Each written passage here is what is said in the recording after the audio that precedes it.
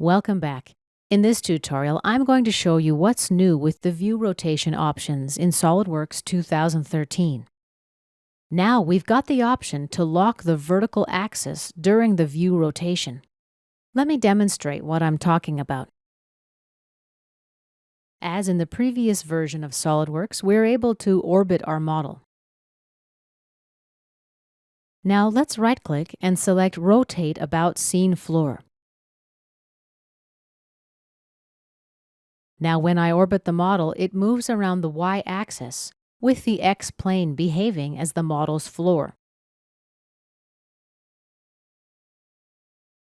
This may not look much different than the rotation tool used to look, but let me put my model on its side and try the same thing. That's a way to really illustrate the difference between these two tools.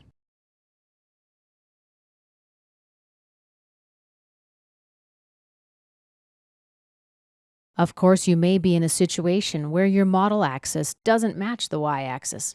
Let's see how we can get around that problem. I'm going to take a top view, and now I'll right-click and select Set Current View As. Let's make it the left view. SOLIDWORKS gives us a warning. Do we want to continue? Yes, let's continue. Now let's take an isometric view. Here's our new isometric view, and we can rotate our model. Let's go back to the original orientation. Take a left view. Now remember, the top view is now the left view, so we're going to need to do this in reverse.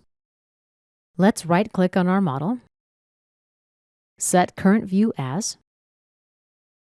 Top, here's the previous warning. Changing the standard view will change the orientation of other views. Do we want to continue? And yes, we do. Let's take an isometric view. And here's the original orientation of our model. This concludes our lesson about the new view rotation function in SOLIDWORKS 2013.